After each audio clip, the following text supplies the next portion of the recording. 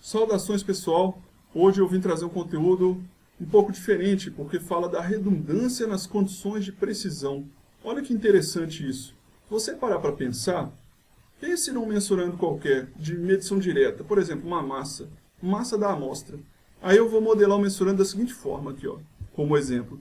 Massa indicada pela balança, né? Pode ser uma massa média ali, mais a correção de calibração daquele instrumento, que aí vai entrar com o seu erro sistemático aqui com a sua incerteza, mais a correção de resolução, que é sempre zero, média zero, a resolução ela não causa erro sistemático, ela apenas carrega uma incerteza, mais uma correção de repetibilidade, que traz uma incerteza em condição de repetibilidade, mais uma correção de reprodutibilidade interna, que traz uma incerteza de repro interna, mais a correção de reprodutibilidade, que deveria trazer uma incerteza de reprodutibilidade, e vamos chamar aqui mais uma correção de subamostragem, que é aquela situação que eu recebo a amostra e vou dividi-la em subamostras para estimar ali uma homogeneidade, eu quero revelar algum fator de heterogeneidade, como eu já expliquei no vídeo sobre incerteza de amostragem. Então vamos considerar essa correção, porque essa correção vai trazer a incerteza dessa chamada subamostragem, ou da incerteza da amostragem, como queira chamar.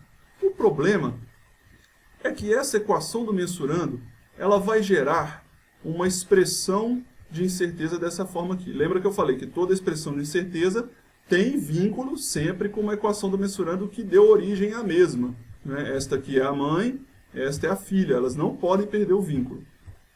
Mas CRP, que é a correção de repetibilidade, CREPROINT, que é a correção de reprodutibilidade interna, e CREPRO, elas têm a mesma natureza. Elas estão medindo em níveis de precisão diferentes, né? Ou seja, um nível de precisão é repetibilidade, o outro é repro interna. O que acontece nisso? Acontece que quando eu estimar um desvio padrão global para repro, ela automaticamente vai estar embutido, ela vai considerar repro interna e repetibilidade. E aí você fica com três correções, grandezas, né, fontes de incerteza, que dizem muito a respeito da mesma coisa, em níveis de precisão diferentes. Ou seja, você está calculando, ou estimando, melhor dizendo, uma incerteza que vai ser provavelmente muito maior do que a que seria uma incerteza representativa para esse mensurando. Eu estou acumulando, né, aqui eu não estou considerando covariância e dependência estatística, aqui eu estou considerando que as grandezas são independentes. Nós sabemos que essas três aqui não são independentes. Poderia tentar estimar uma covariância? Até poderia, mas pela própria redundância aqui, dificilmente eu consigo, né, eu poderia fazer uma nova para tentar avaliar o quanto da repro é de fato repro, é RP que está lá dentro. Poderia fazer técnicas estatísticas, mas que não me levariam a muito ganho, porque, né, você vai ficar fazendo variância global para tirar um pedaço da variância, sendo que te interessa a variância toda.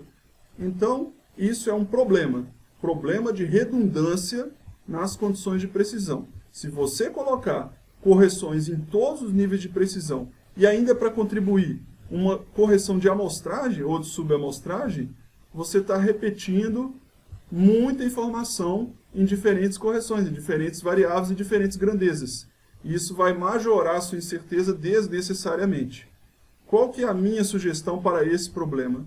Escolha uma delas, a que mais te representa, a que mais representa a sua rotina, a que mais representa o seu ensaio, né? O que eu costumo fazer? Se for um ensaio para uma dada amostra, eu escolho normalmente uma variabilidade associada à repetibilidade.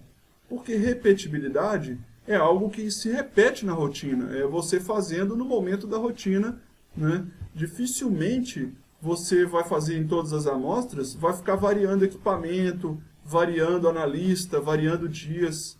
Repro interna pode até representar também, mas na minha opinião, ela não representa tão bem quanto a própria RP, porque o que acontece na rotina com mais frequência é a condição de repetibilidade, né? Aquela amostra será analisada em condição de repetibilidade.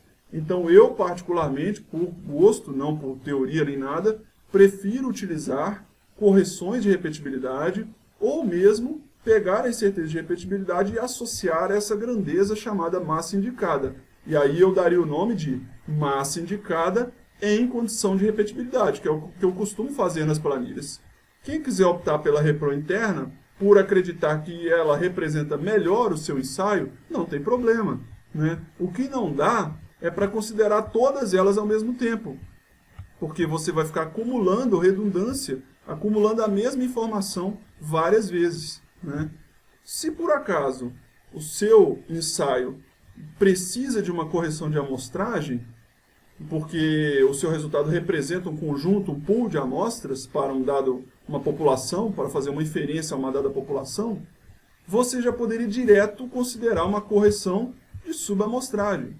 E quando você coloca o desvio padrão global dessa amostragem ou dessa subamostragem, você já está embutindo ali, poderia embutir, dependendo do seu planejamento, vários níveis de precisão, RP, REPRO, né? Porque a amostragem ela é como se fosse assim, um último nível, né? Eu não consigo ter um nível de maior variabilidade esperada do que a própria amostragem. Então, se eu fizesse aqui massa indicada em condição ou com uma correção de amostragem, eu já nem precisaria, talvez, considerar RP, REPRO, nem nada disso. Porque a própria amostragem já envolveria todas essas informações. Se eu fizer uma amostragem planejada, com repetições por ponto, né, um planejamento adequado, eu já nem me esquento a cabeça com RP e REPRO, não. É direto a amostragem e as condições do instrumento para garantir uma rastreabilidade, né, a calibração está aqui na correção dela, e a resolução que todo instrumento tem. Então eu ficaria com a massa indicada em condição de subamostragem, ou acresceria uma correção de amostragem, mais a correção de calibração e mais a correção de resolução. E ignoraria as outras três. Mas, como em geral, o procedimento de medir uma massa para um ensaio químico, ele não vai envolver nesse momento aqui uma subamostragem, porque a amostra chega para medir uma massa, em geral se faz uma vez só, talvez se faça 3 vezes no máximo. Eu ficaria com essas aqui, com as de cima. Massa indicada, correção de calibração, correção de resolução e correção de repetibilidade. Na verdade, eu nem consideraria essa grandeza aqui, eu já partiria direto para a massa indicada em condição de repetibilidade.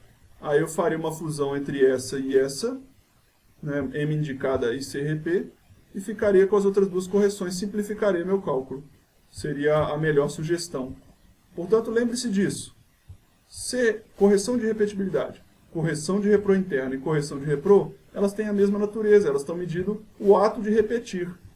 O que muda entre elas é quando e como eu estou repetindo a medida. Percebe? Tome cuidado na hora de considerar todas as três. Fatalmente o seu cálculo vai dar uma redundância e uma incerteza majorada que muitas vezes pode ser de forma desnecessária. Obrigado pela atenção e até o próximo conteúdo.